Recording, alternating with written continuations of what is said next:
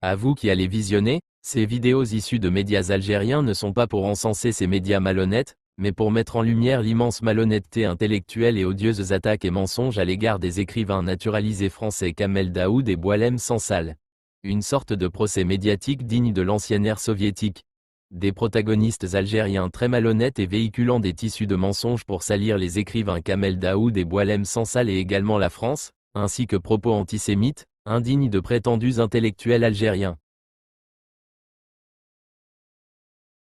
L'arrestation de Boualem Sansal, pseudo-intellectuel vénéré par l'extrême droite française, a réveillé les professionnels de l'indignation.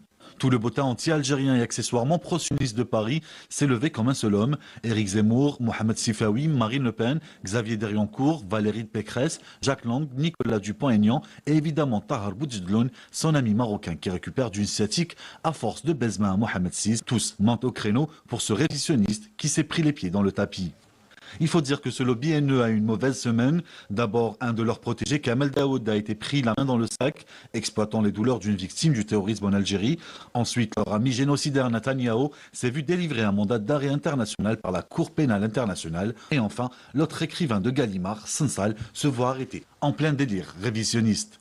Au passage, le même Sansal a été accusé par l'écrivain Wassini Larlodj de lui avoir volé son titre et la trame du roman 2084, La fin du monde. Comme quoi, dans la confrérie du plagiat et du détournement littéraire, la France de l'édition a bien choisi ses poulains algériens.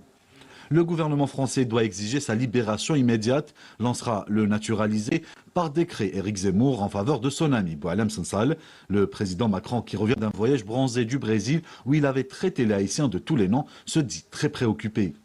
La France macronito-sioniste qui s'offusque de l'arrestation de Sansal à l'aéroport d'Alger n'a toujours pas déclaré au monde si elle a la souveraineté nécessaire de pouvoir arrêter Benjamin Netanyahou si jamais il se pointerait à l'aéroport Charles de Gaulle, puisque Paris parle de droit et de droits de l'homme. Se conformer au droit international dans le cas de Netanyahou serait déjà un bon début. La France de Macron n'est pas à une contradiction près. Le même Macron qui parle de crimes contre l'humanité en Algérie concernant la colonisation française, qui admet la reconnaissance historique d'assassinat d'État dans le cas de Ali Boumendjel, Maurice Audin ou l'Arbi Ben Mhidi, pousse la contribution jusqu'à envoyer son ambassadeur avec une gerbe de fleurs sur la tombe de notre martyr, prend la défense d'un négationniste qui remet en cause l'existence, l'indépendance, l'histoire, la souveraineté et les frontières de l'Algérie. La France qui légifère à tour de bras sur les lois mémorielles, surtout quand il s'agit de révisionnisme anti-juif, ne devrait-elle pas plutôt condamner Sansal pour sa tentative de nier l'existence même de la nation algérienne?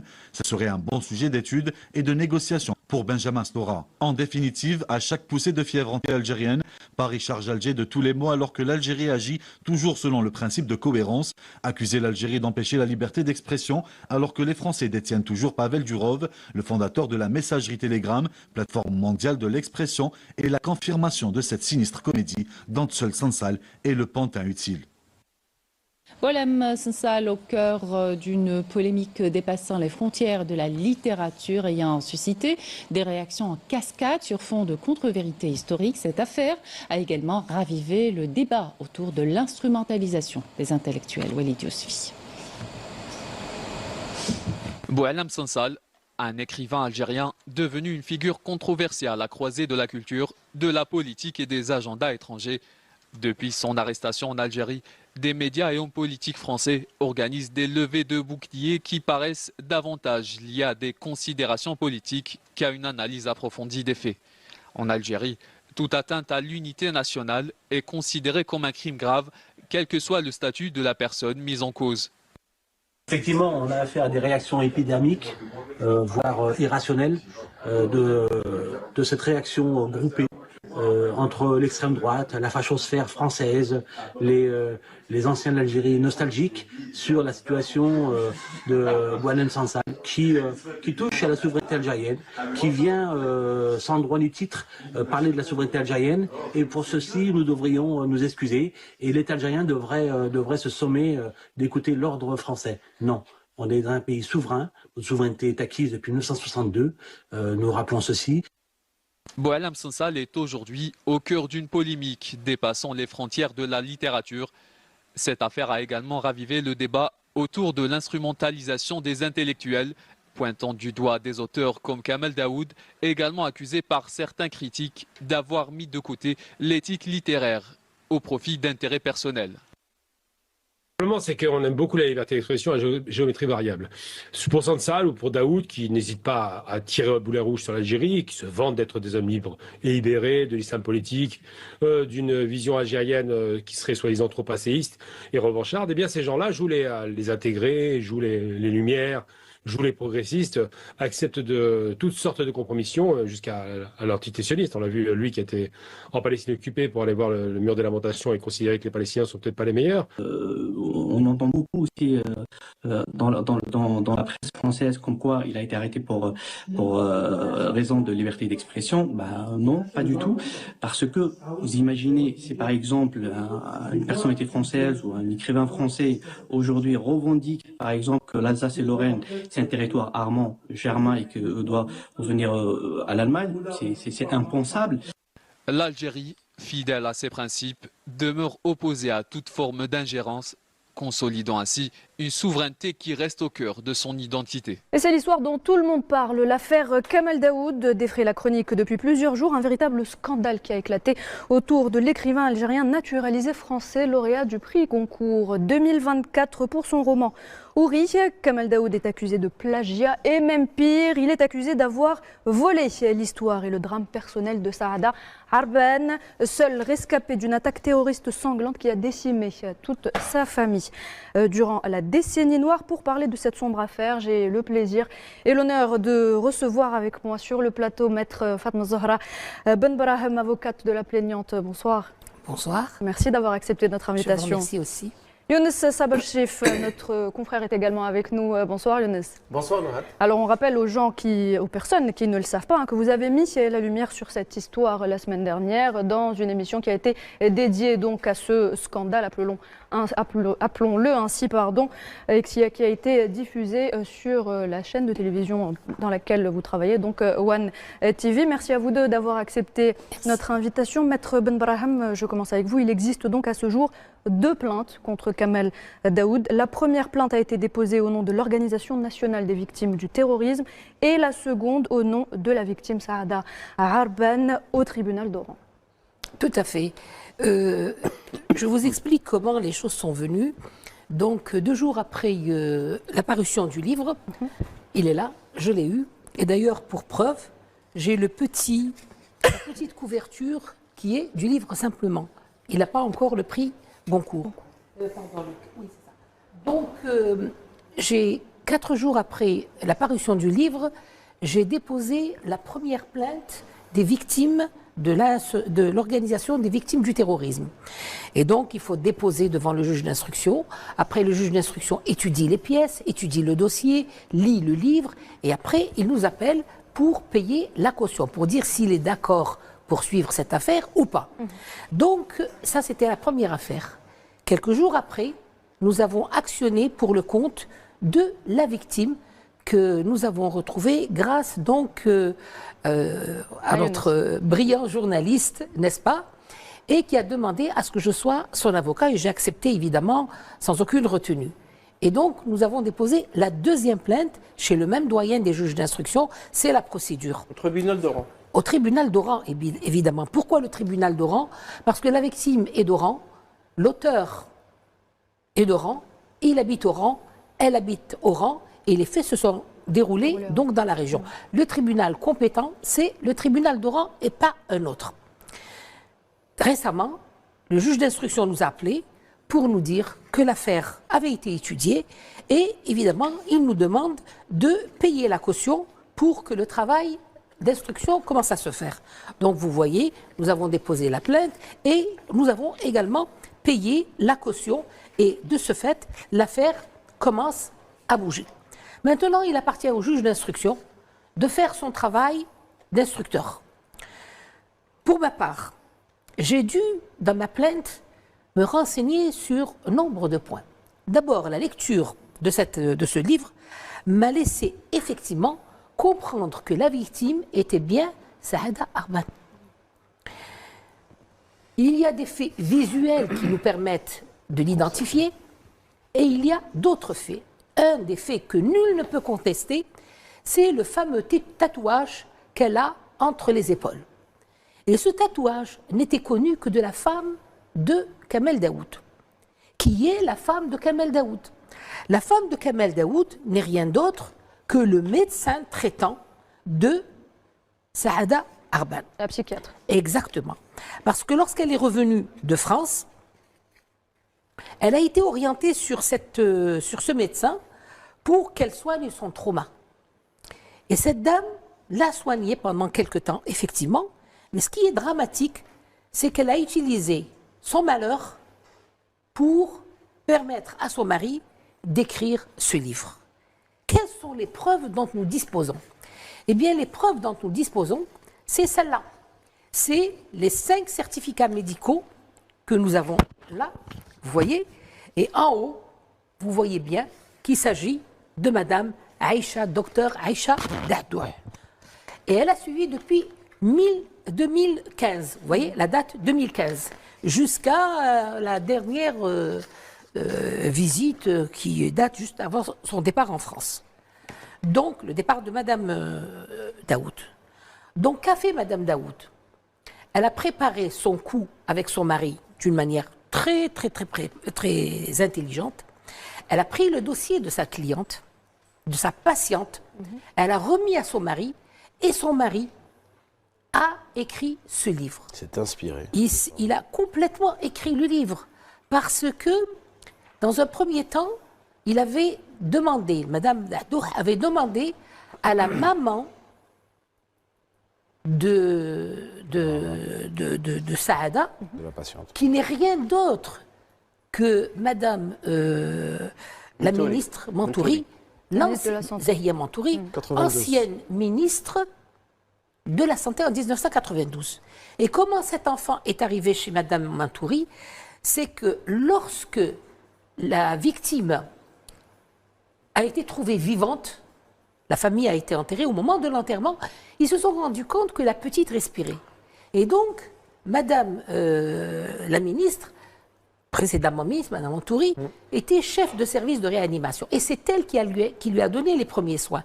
Et comme la petite n'avait plus de famille, donc elle a fait un acte de kafala, elle et son mari, M. Chintouf, qui est historien, connu et de renom, et donc ils ont élevé cette petite. À un certain moment, la femme de Daoud va voir la maman et lui dit « Mon mari a envie d'écrire l'histoire de votre fille ». Première opposition. La maman et le père refusent catégoriquement. « Laissez notre fille tranquille, elle est en train de revenir d'un trauma très profond, on ne veut pas parler de cette histoire. » Surtout pas réveiller la douleur. Tout à fait, parce que maintenant elle souffre et elle souffre beaucoup. 2022, la maman meurt. Juste après, c'est le papa qui meurt. Et c'est là où la petite, enfin la dame, parce que c'est une dame maintenant, mariée avec un enfant et tout, se retrouve complètement seule. Et c'est à ce moment-là que Daoud et sa femme lui prennent la vie, lui prennent la voix, lui prennent son histoire sans son accord. Quand est-ce qu'elle a appris que ce livre existait? Eh bien, figurez-vous que Daoud a eu un culot extraordinaire. Il a remis le livre à Saada par le biais de sa femme. Avec une dédicace. Avec une dédicace. Ouais. En disant d'elle que vous êtes les femmes algériennes sont des femmes très courageuses et c'est avec des femmes comme vous qu'on peut construire une Algérie nouvelle. Vous voyez la dichotomie dans le langage, c'est quelque chose d'extraordinaire. Le culot. Un culot monstre. Et comment il lui dédicace un livre? C'est pas inspiré de son histoire. Bravo. Ouais. Mais c'est là la première question que les Français devraient comprendre. Ils devraient comprendre quand même. Je ne comprends pas comment ils agissent en faveur d'un usurpateur, d'un grand menteur, et je n'irai pas plus loin. Et alors, ça encore, c'est une marque. Vous voyez la dédicace qu'il y a ici, vous pouvez la lire. Et ça, c'est écrit de la main de Daoud. C'est la preuve tangible. Et irréfutable. Donc, nul ne peut dire que Daoud ne connaissait pas cette victime et n'avait pas dédicacé ce livre à cette victime. Mais c'est vrai qu'il ne s'attendait pas à ce qui vient de se passer. Dès que cette femme a appris, nous avons eu, mon camarade va vous dire tout à l'heure comment il a appris l'existence de cette femme qu'Oran connaît. Hein. Tout le monde la connaît à Oran. Et donc, elle avait souhaité que je sois son avocat, et c'est avec plaisir que j'ai accepté. Vous voyez ici le tatouage dont parle l'auteur. Il a été décrit tel quel. Voilà. Décrit dans le roman, oui. Il est décrit avec une précision extraordinaire. Il n'y a pas que le tatouage, il y a aussi le salon de coiffure. Oui. Alors j'arrive pour le salon de coiffure. J'arrive pour le salon de coiffure parce qu'il a essayé. Vous savez, cette verve et cette haine qu'il a eue à ce que ses parents et elle-même refusent qu'on fasse un livre sur sa vie, eh bien, il a traduit de manière très négative. Et je voudrais vous dire une chose aussi, la femme de Daoud, comment elle a piégé? Elle a invité pour prendre un café, parce que notre Saada est championne d'équitation. Et avec 3 médailles d'or, c'est pas une imbécile. Et donc, elle a été invitée pour prendre un café, et là, Daoud est chez lui. Il lui a proposé, et qu'est-ce qu'il lui dit? Il lui dit, laisse-moi écrire ce livre, on va se faire beaucoup d'argent en devises, et après on va faire un film, tu seras l'héroïne, et tu pourras comme ça acheter un appartement en Espagne. Donc elle lui dit, moi j'ai besoin ni d'appartement en Espagne, ni d'autre chose. Je veux préserver ma vie familiale et la vie de mon enfant. Très bien. Alors, gardez votre idée, Maître Ben Saada. On va aller justement du côté... Non, moi, je suis Ben Brahim. Pardon. Maître Ben Brahim, c'est parce qu'on va aller vers Monsieur Ahmed Ben Saada, justement, qui nous attend du côté d'Oran. Bonsoir, Ahmed Ben Saada. Bonsoir, madame, et bonsoir à vos invités. Merci à vous d'être avec nous. Alors, vous êtes auteur et analyste géopolitique. Vous avez travaillé sur le néocolonialisme et les guerres de 4e génération. Vous avez également beaucoup travaillé sur l'écrivain Kamal Daoud, mais aussi sur Monsieur Sansal. Alors, Monsieur Ben Saada, la question qui nous vient à l'esprit aujourd'hui, c'est que nous sommes aujourd'hui face à une violation flagrante du secret médical et d'une exploitation honteuse de la douleur des victimes du terrorisme. En effet, c'est un cas pédagogique. On pourrait même l'enseigner dans les écoles. On ne peut pas impunément prendre l'histoire de la vie de quelqu'un qui est vivant et qui de surcroît n'a pas accepté qu'on écrive sur lui. Mais en fait, l'histoire de Kamal Daoud, moi j'ai écrit un livre sur Kamal Daoud en 2016, donc bien avant cette malheureuse histoire de notre cher Saada. Boualem Sansal et Kamal Daoud, en fait, ce sont ce qu'on appelle des informateurs indigènes. Ce sont des personnes qui vont essayer de dire ce que les blancs de souche ne peuvent pas dire. Et puisqu'ils sont indigènes, donc ils peuvent dire ce qu'ils veulent, et les gens pourront les croire parce que justement ils viennent du pays duquel ils vont essayer de tracer un portrait très très négatif. Monsieur Ben Saada, justement, excusez-moi, quand vous parlez d'informateurs indigènes, je suis tout à fait d'accord avec vous parce que ça ne date pas de la période coloniale chez nous, ça date de bien avant, ça date du Mexique, du XVIe siècle, où à l'époque les Espagnols donnaient des informations aux colonisés pour justement faire passer des ordres à toutes les populations pour leur transmettre des ordres et leur transmettre des directives. Et c'est ceux-là les informateurs indigènes. En quelque sorte, et je vous le dis, parce que je partage entièrement votre avis et ce terme-là, ce sont des collaborateurs, tout simplement. Exactement, ce sont des collaborateurs, mais en fait, comme vous le dites, c'est pas nouveau. Par exemple, vous avez dans les années 60, 70 et même jusqu'au début des années 80, la CIA a financé des intellectuels français en France, justement pour leur servir dans la guerre contre le communisme durant la guerre froide. Par exemple, vous avez un cas très connu du philosophe Raymond Aron, qui est français et qui a été longuement financé et chichement financé par la CIA justement pour donner une image négative du communisme et du marxisme, par exemple. Donc, exactement. Ces informateurs indigènes, ce qui est intéressant là-dedans, c'est qu'en fait, ils ne savent pas juste à écrire des livres. Donc, si on regarde, par exemple, le livre lui-même, qu'est-ce qu'il contient comme information, en dehors de l'histoire de Madame de Madame Saada, il contient aussi des stéréotypes, des clichés, etc. Donc, et c'est la même chose dans son livre sur Meursault contre-enquête, où il dépeint justement les musulmans comme étant des sales, etc. Donc il y a une attaque en règle contre des valeurs, contre la religion, contre différents aspects de ce que j'appelle, moi, des infractuosités sociétales. Et ces infractuosités, laissez-moi terminer s'il vous plaît, ces infractuosités sociétales sont parties justement de ce qu'on appelle la guerre cognitive. Mais j'aimerais juste ajouter quelque chose, c'est que ce qui existait avant comme informateur indigène, maintenant avec les réseaux sociaux, avec l'intelligence artificielle, avec le big data, ça va dans des proportions inimaginables actuellement. Ahmed Ben Saada, quels peuvent être les objectifs politiques de ces deux auteurs qui, on le rappelle, sont algériens et qui ont récemment été naturalisés français?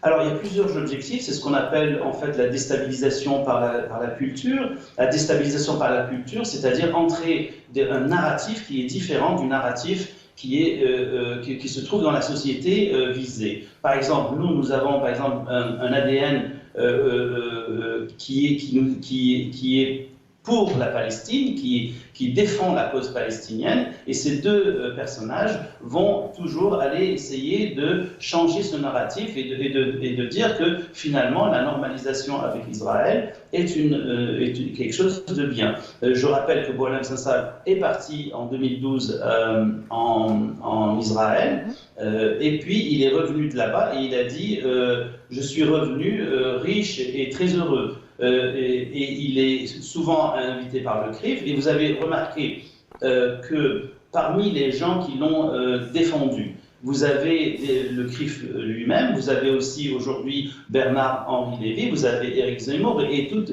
une panoplie de gens qui font partie du lobby, soit du lobby d'extrême droite, soit du lobby sioniste français. Donc ces gens-là vont essayer avec un nouveau narratif, essayer de changer les valeurs de la société. Et je rappelle par exemple dans le cas de Boualem Sansal, très récemment, il a fait une interview dans une télévision et où il a remis en cause les frontières qu'on a avec notre voisin marocain. Et il a complètement oublié que ces frontières ont été ratifiées par les deux parlements des deux pays et il a oublié aussi que chaque pouce de notre terre